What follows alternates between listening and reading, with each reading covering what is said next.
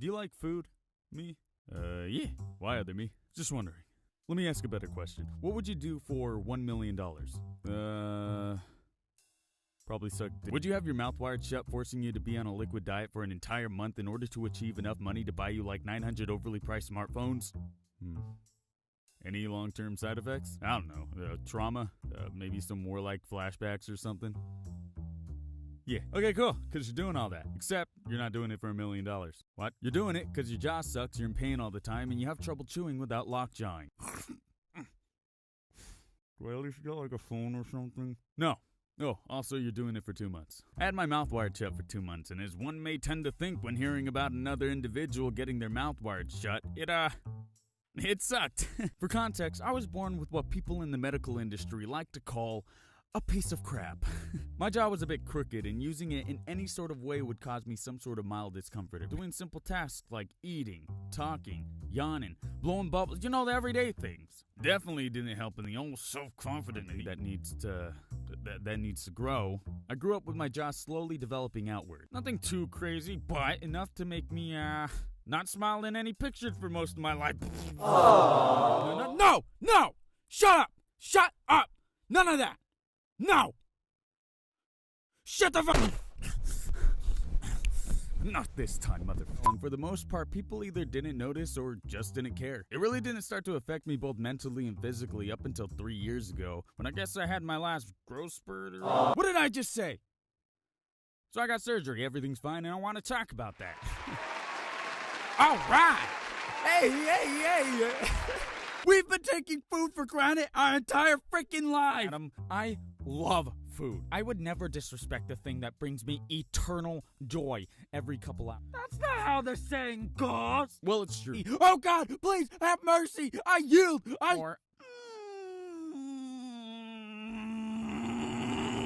Another 6 weeks. Well, I did. My mind immediately started racing and got curious as fuck. What's that? Oh, yeah, Mom told me to bring you some soup.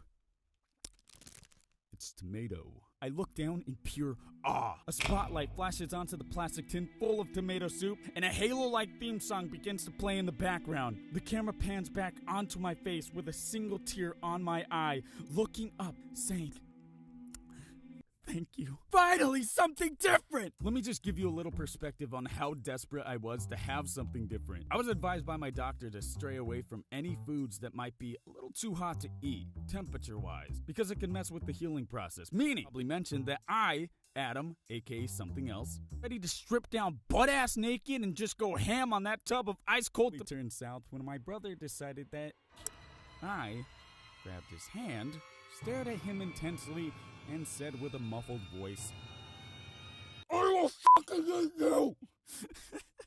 I was gonna eat him. I was gonna eat my brother with no regrets. So to prevent these types of situations like potentially devouring another human being over cold tomato soup, I decided it was best to figure out ways to potentially cope. Interestingly enough, I found that the best way that I coped with this situation was by heading on to good old YouTube and, watching other people eat cold tomato soup. What? You know the term living vicariously? I get it.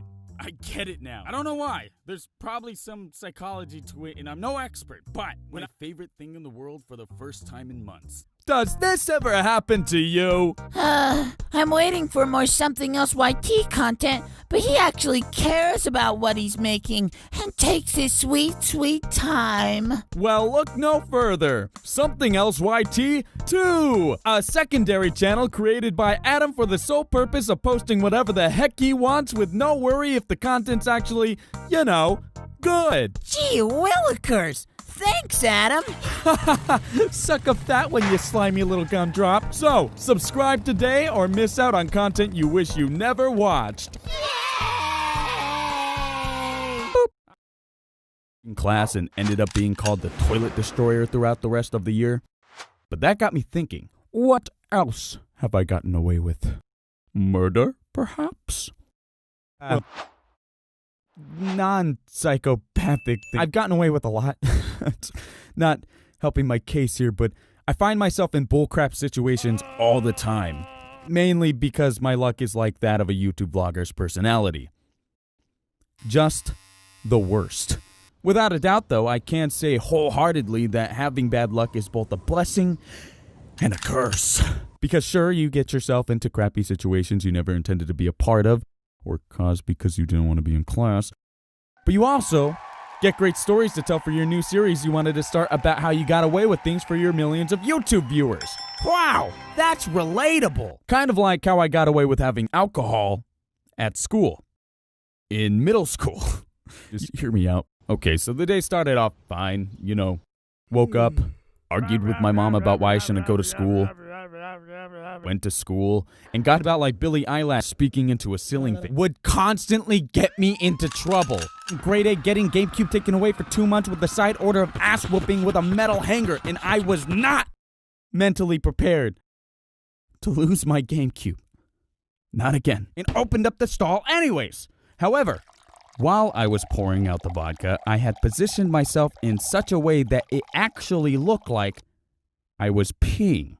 Not only did my teacher get an eye full of ass, but he also unbeknowingly walked in on me taking a leak, which from anyone else's point of view, makes this dude look, not good. So he quickly closed the door, stood by the stall, and waited for me to come out in order for him to quote-unquote check my backpack. Not looking too good for you here, Teach. Pouring out all the vodka, I flushed the toilet and ever so slowly started to pull up my pants to think of a way to get out of this mess. I know he would think something's up if he found me with the water bottle completely empty, so in my head, I was completely stuck. Still scared, out of my mind, I took a deep breath and decided I only had one option left. I walked out of the stall and handed him the water bottle. Is this what you're looking for? I said. The teacher then nods his head yes and grabs the water bottle from me for examination. I was about to say something, but he immediately cuts me off because that's just something that teachers like to do for some reason. I just want to save the water. Knowing this isn't a battle I could win, I just kind of shut my mouth as well as waited for him to decide whatever the heck he's gonna do. He then twists the bottle open, takes a whiff, and proceeds to drink.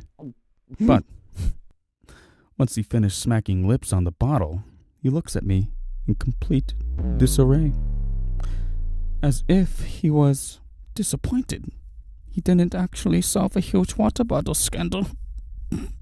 Because when he took a drink, the water bottle wasn't empty. Nor did the liquid inside of it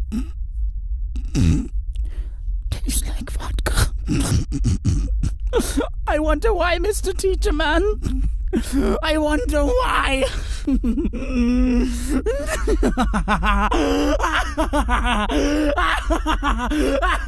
Alright, welcome class. Today we're going to be talking about differences of squares. This is not a square, it's a triangle. You see this over there? That's a square. Technically two triangles. Two cars are traveling north along a highway. The first drives at 40 miles per hour, and the second, which leaves 3 hours later, travels at 60 miles per hour. How long after the second car leaves will it take the second car to catch up to the first car? Is it I need a poop! I don't know. Can you? Security guards everywhere. On the itty-bitty golf carts. And if you got caught by them, detention for like 2 days. I mean, it's not much different than normal class. Mindlessly staring into the endless void we call the whiteboard. White. Board. Board? Board! White! Some of my classes just to be able to take a break and be able to learn properly. But there was one specific class where I couldn't do that because its boring factor was of unimaginable heights. That class was Algebra 2. Mr. Blah Blah Blah's class. I freaking hate math. I can do it. Every time I had this class, the pain of just sitting and listening would kick in so hardcore that it got to the point where the last 30 minutes, I'd wait for like 25 minutes and then go back and just let the teacher do their thing and assume I'm just constipated. I want to note though that my classes were 2 hours long because my school did like a A and B day type of thing. So the last 30 minutes, we weren't even actually working. Just a lot of sitting and listening. This class got so uncontrollably boring that I ended up making a habit of this. Literally every time I had the class, I'd stand up. Can I use the restroom? Of course, after like 2 weeks of doing this, my teacher started getting suspicious, so he would always follow up my question with his own question. Do you really have to go? So to combat that, I look him dead in the eye and let him know. If you don't let me leave right now, the janitor is going to be writing his resignation early due to this job being, and I quote, too much. Gross. Go ahead. We're coming up on the 3rd week of me doing one of the most generic ditches in all of history, and Mr. Blah Blah Blah is getting annoyed. He doesn't believe me that I'm using the bathroom. Like, what the heck, Mr. Blah Blah? How can we make this relationship work if there isn't any trust? We're having some rumbling. Eric then looks into my cold, dead eye as I kick open a stall and say, "Does this answer your question?"